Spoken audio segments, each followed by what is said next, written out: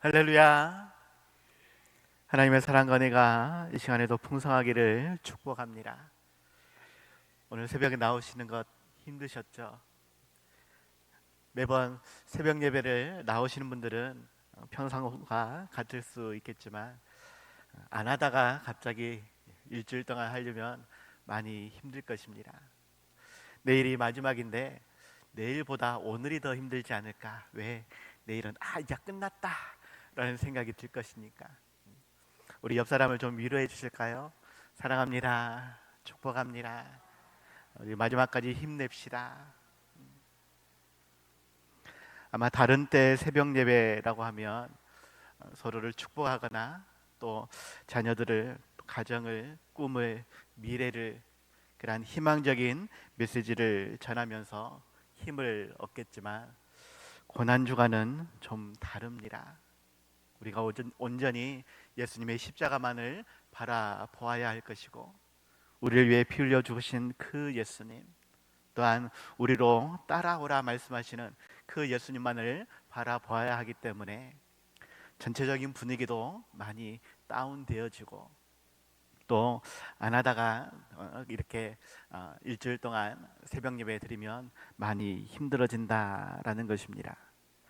그랄지라도 그 모든 것이 우리를 향한 하나님의 사랑과 은혜인 것을 기억하고 마지막까지 십자가를 바라볼 수 있는, 그 위에 내 자신을 못 받기 위해 기도하며 헌신할 수 있는 우리 모두가 다들 되시기 바랍니다. 오늘 말씀은 구원자 예수 그리스도라는 제목으로 말씀을 나누고자 합니다. 오늘 본문 35절에서 백성은 서서 구경하는데 관리들은 비웃어 이르되 저가 남을 구원하였으니 만일 하나님이 택하신 자 그리스도이면 자신도 구원할지어다 라고 말을 하고 있습니다. 어떠한 주석가는 하나님이 택하신 자라는 그 말의 의미를 하나님이 세상을 구원하시기 위해 택하신 자라는 의미로 누가가 사용하고 있다, 이렇게 표현하였습니다. 예수님이 세상을 구원하시기 위한 마지막 고난의 사역을 감당하고 있음을 우리에게 전하고자 이러한 표현을 쓰고 있다라는 것이죠. 예수님은 구원자 되십니다. 예수님은 우리를 구원하시기에 마지막 그 고난의 사역 십자가를 짊어지고 있다라는 것입니다. 우리의 죄를 대속하기 위해, 우리의 모든 죄를 사하시기 위해서 자신의 희생을 통해 우리에게 말씀하고 있는 것이죠. 누가복음 7장에서 눈물로 발을 적시고 그 머리털로 닦으며 귀한 향유를 발에 부은 여인을 소개하는 부분이 있습니다.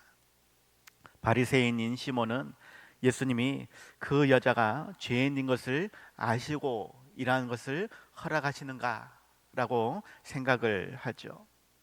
그럴 때 예수님은 시몬이나 여인이나, 아니 우리 모두 다가 죄인인 것을 분명히 알고 계시는 분이십니다. 그러한 우리의 마음을, 우리의 생각을, 우리의 사랑함이 어떠한지 살피는 하나님이시다라는 것을 기억하시기 바랍니다. 예수님은 이 여인이 죄인인 것을 알고 계시고 또한 그 사랑함이 많은 것을 알고 계십니다. 특별히 자기 자신을 낮춰 그렇게 죄인임을 고백하고 하나님의 긍휼을 입기 원하는 그 마음을 아시기 때문에 그러한 행위까지 허락하시고 이 여인과 더욱 함께하기를 원하신다라는 것이에요. 그리고는 48절에서 말씀하는 것, 이에 여자에게 이르시되 내 죄사함을 받았느니라, 죄에서의 해방을 선언해 주고 있는 것입니다. 그럴 때에 함께 있던 사람들이 속으로 생각하죠. 예수님이 누구이시기에 죄도 사하시는가? 도대체 이 예수는 누구이기에 이러한 말까지, 어떠한 면에서는 신성모독한 그러한 말인데 어떻게 그러한 말을 할 수 있는가라고 수군대는 그러한 모습을 보여줍니다. 하지만 예수님은 처음부터 이 일을 위해, 모든 인류의 죄를 대속하기 위해 이 땅에 오신 하나님의 아들이시다라는 것이죠. 예수라는 이름은 당시에 흔한 이름이었다라고 어떠한 주석가는 말하였습니다. 예수님 당시에도 예수라는 이름을 가진 사람이 10명이 넘었다라고 이야기하고, 1세기 말이나 2세기 초에 이집트의 파피루스나 여러 비문에서도 예수라는 이름이 많이 발견되어졌다라고 말합니다. 하지만 그 예수라는 이름은, 구원자 되신 예수 그리스도의 이름은 처음부터 하나님께서 직접 마리아에게 가르쳐 주신 이름이죠. 마태복음 1장 21절에서 아들을 낳으리니 이름을 예수라 하라. 이는 그가 자기 백성을 그들의 죄에서 구원할 자이심이니라 라고 말씀해 주십니다.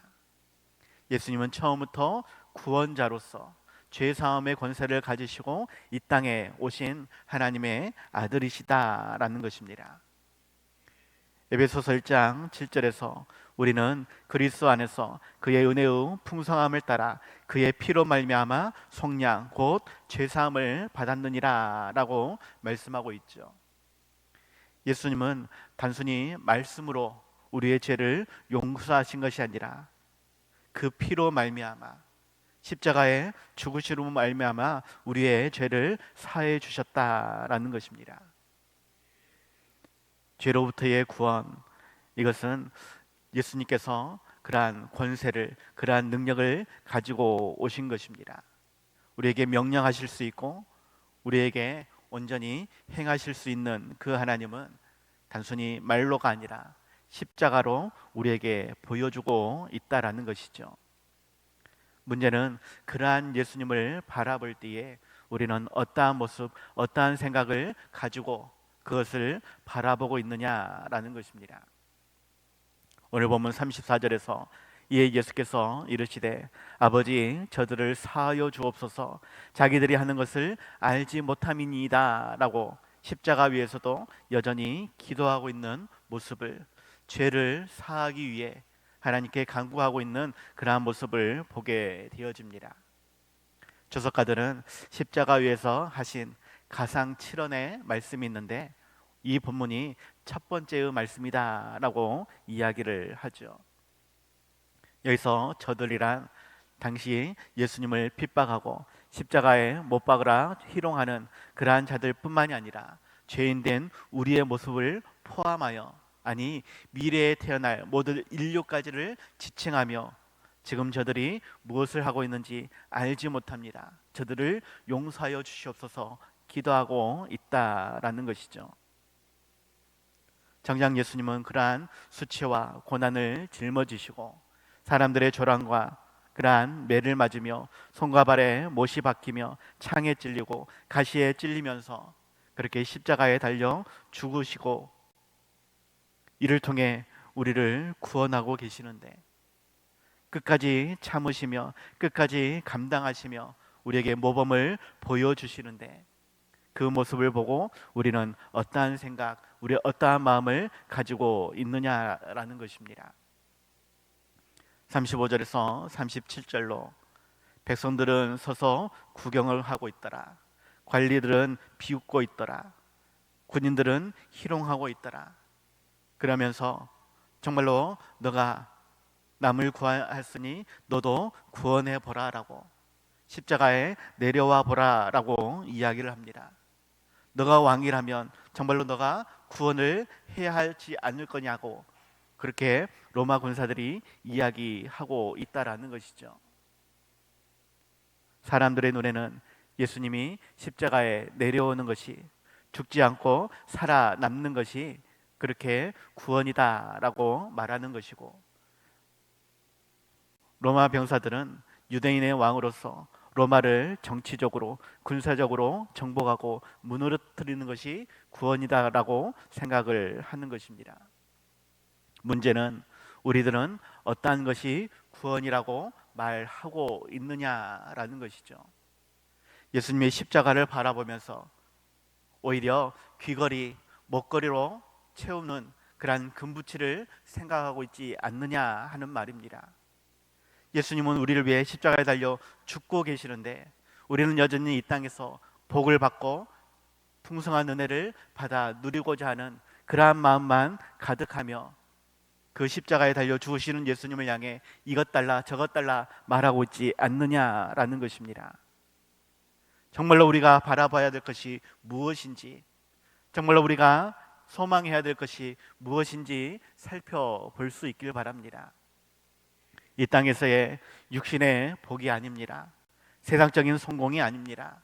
가정의 행복도 삶의 소망도 물론 중요하겠지만 정말로 우리가 바라봐야 할 것은 십자가 위에 달려 죽으시는 그 예수님을 바라보아야 하는 것이고, 또한 우리에게 주신 십자가를 짊어지고 따라가야 함을 생각해야 한다라는 것입니다. 그렇게 예수님은 우리가 죽는 것이 구원이다 말씀하시며 따라오라라고 말씀하고 있는 것입니다. 요한복음 10장 17절, 내가 내 목숨을 버리는 것은 그것을 내가 다시 얻기 위함이니 이로 말미암아 아버지께서 나를 사랑하시느니라. 마태복음 10장 39절 말씀, 자기 목숨을 얻는 자는 잃을 것이요 나를 위하여 자기 목숨을 잃는 자는 얻으리라 라고 말씀하고 있습니다. 우리를 대신하여 십자가 지신 것이 우리를 다시 얻기 위함이다라고, 이것이 하나님이 나를 사랑하시는 것이다라고, 마찬가지로 우리 또한 예수님을 위해 목숨을 잃어야만 오히려 영원한 생명을 얻는 것이라고, 이것이 구원이라고 우리에게 말씀해주고 있는 것이죠. 갈라디아서 2장 20절, 내가 그리스도와 함께 십자가에 못 박혔나니 그런즉 이제는 내가 사는 것이 아니요 오직 내 안에 그리스도께서 사시는 것이라. 이제 내가 육체 가운데에 사는 것은 나를 사랑하사 나를 위하여 자기 자신을 버리신 하나님의 아들을 믿는 믿음 안에서 사는 것이라 라고 말씀하고 있습니다. 우리가 사는 것은 단순히 세상에서 복받고 잘 되기 위함이 아니라 오히려 그 예수님을 위해 나를 버리는 것, 그 예수님과 함께 십자가에 못 박히는 것, 과거의 나를 완전히 죽이고 예수님으로 인해 다시 살아가는 하나님의 자녀로, 하나님의 일꾼으로, 하나님의 군사로 살아가는 것이 참된 그리스도인의 삶이라고, 구원받는 자의 삶이라고 우리에게 말씀하고 있는 것입니다. 육신의 욕심으로 살던 그러한 나를 온전히 죽일 수 있길 바랍니다.